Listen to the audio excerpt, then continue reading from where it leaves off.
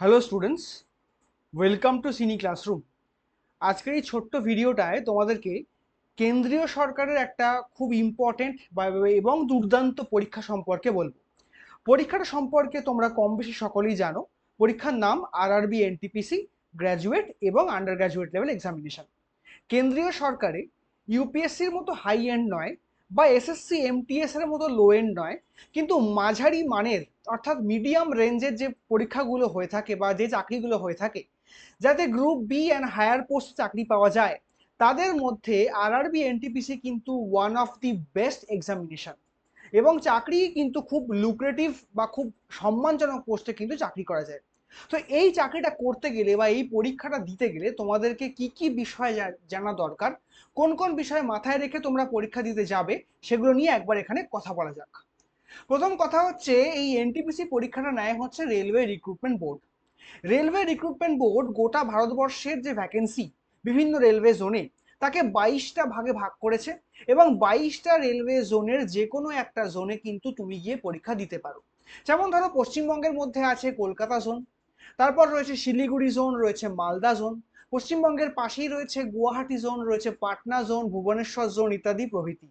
তাই তুমি পশ্চিমবঙ্গের ছেলে বা মেয়ে হলে পশ্চিমবঙ্গের বাইরে অন্য কোথাও পরীক্ষা দিতে পারবে না, এই কথা কিন্তু কোথাও বলা নেই।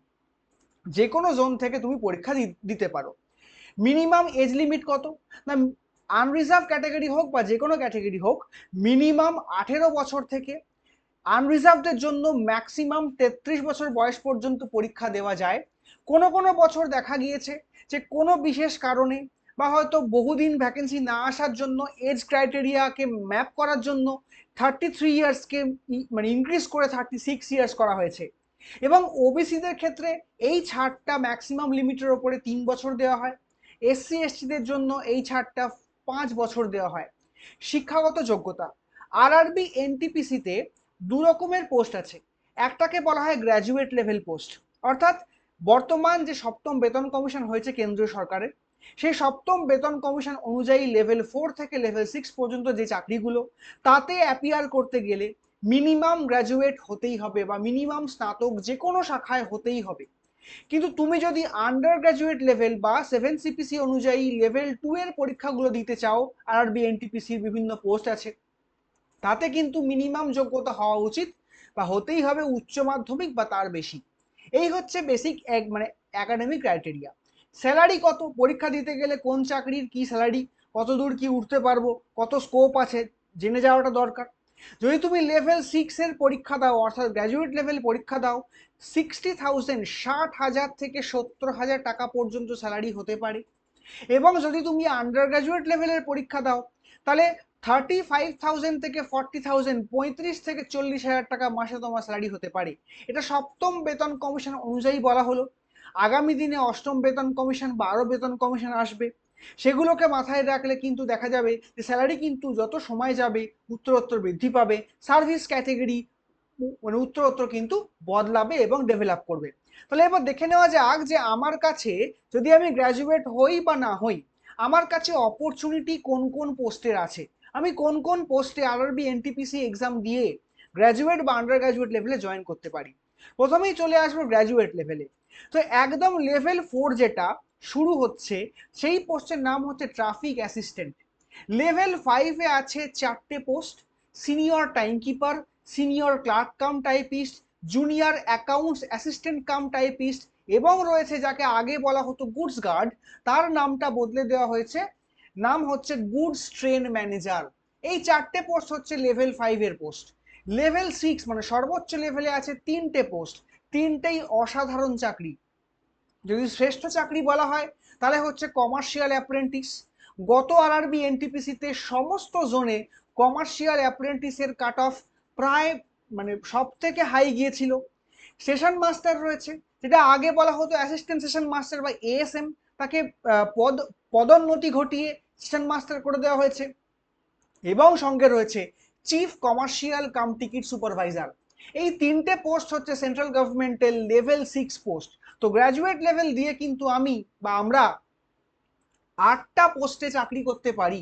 তোমার পরীক্ষায় নম্বর যেরকম হবে বা অ্যাজ পার তুমি তুমি যে ক্রাইটেরিয়া ফিল আপ করবে বা যে চয়েস দেবে সেরকম চাকরি বা সেরকম পোস্টে তুমি জয়েন করবে।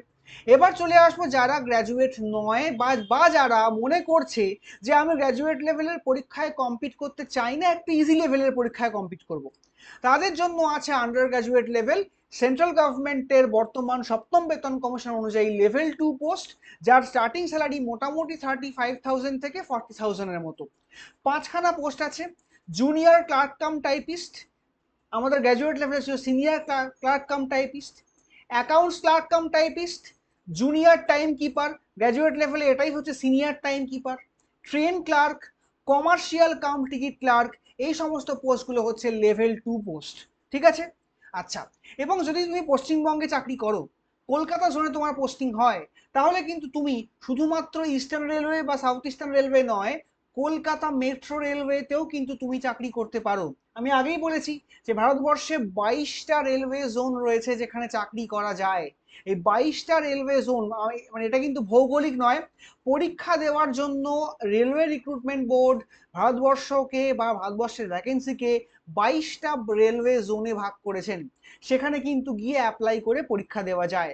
এবার একটা কথা মনে রাখতে হবে যে তুমি যদি পশ্চিমবঙ্গের বাইরে বা কলকাতার জোনের বাইরেই অন্য কোনো জায়গাতে পরীক্ষা দাও এবং সেখানে সিলেক্ট হও, চাকরি কিন্তু তোমাকে সেই জোনেই করতে হবে।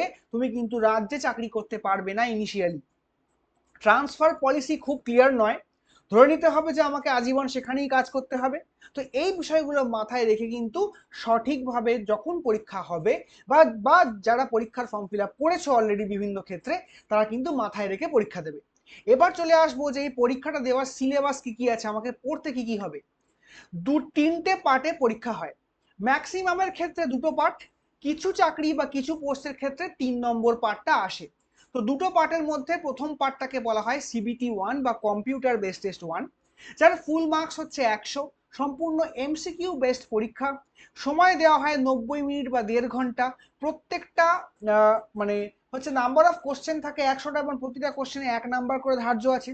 তিনটে সাবজেক্টের পরীক্ষা হয়, জেনারেল অ্যাওয়ারনেস বা জিকে পেপার, ফুল মার্কস থাকে 40, ম্যাথামেটিক্স পেপার যার মধ্যে কিন্তু শুধুমাত্র অ্যারিথমেটিক নয়, মেনসুরেশন, সামান্য জিওমেট্রি, অ্যালজেব্রা এগুলোও আছে, পূর্ণমান 30, জেনারেল ইন্টেলিজেন্স এবং রিজনিং পূর্ণমান 30। অর্থাৎ একটা নির্দিষ্ট সিলেবাসে পড়াশোনা করলে আমরা কিন্তু ভালো নাম্বার স্কোর করতে পারি এবং CBT 1 কিন্তু পিওরলি কোয়ালিফাইং ইন নেচার। কোনো মতে কাট অফটা ক্লিয়ার করলেই তুমি মেন পরীক্ষা বা পার্ট 2 পরীক্ষায় বসতে পারবে। পার্ট 2 পরীক্ষায় সিলেবাসের কোনো বদল নেই, আইডেন্টিক্যাল সেম সিলেবাস, কিন্তু কোশ্চেন প্যাটার্নটা একটু টাফ হয়, কোশ্চেনের সংখ্যা বেশি হয়, সময় কিন্তু একই থাকে। দেখো প্রিলিমসে ছিল হচ্ছে বা CBT 1-এ 100 নাম্বার ছিল, CBT 2-তে একই সিলেবাস, একই সময় 1.5 ঘন্টায় আমাকে 120খানা কোশ্চেনের উত্তর দিতে হবে এবং কোশ্চেনের নাম্বার বাড়ছে। জিকে পার্টের নাম্বার বেড়ে হচ্ছে 50, ম্যাথামেটিক্সে বাড়ছে হচ্ছে 35 এবং জেনারেল ইন্টেলিজেন্সে বেড়ে হচ্ছে 35। অর্থাৎ জিকে 50, ম্যাথ 35 এবং রিজনিং 35, এই মিলিয়ে 120খানা উত্তর আমাকে করতে হবে। CBT 2 পাস করলে যে পোস্টগুলোতে টাইপিস্ট পোস্ট রয়েছে বা ক্লার্ক পোস্ট রয়েছে তাতে কিন্তু টাইপিং টেস্ট হয়, তাতে পাস না করলে কিন্তু তুমি চাকরি পাবে না। স্টেশন মাস্টার, সেই চাকরিতে একটা ভয়ঙ্কর টেস্ট হয় যাকে বলা হয় কম্পিউটার বেসড অ্যাপটিটিউড টেস্ট। এই কম্পিউটার বেসড অ্যাপটিটিউড টেস্ট কিন্তু 5টা বা 6টা সেকশনে পরীক্ষা হয় এবং প্রত্যেক কটা সেকশনে সেকশনাল কাট অফ রয়েছে। একটা সেকশনে ফেল করলে তুমি কিন্তু চাকরিটা আর পাবে না। এবং তারপরে হয় ডকুমেন্ট ভেরিফিকেশন এবং মেডিকেল টেস্ট। প্রত্যেকটা পোস্টের জন্য নির্দিষ্ট মেডিকেল স্ট্যান্ডার্ডে চোখের পাওয়ারের কথা বলা আছে, সেইটা অনুযায়ী কিন্তু পরিমাপ করে তোমাকে ফাইনালি চাকরিটা দেওয়া হবে। এই হচ্ছে NTPC-র CBT 1 এবং CBT 2 এর সিলেবাস।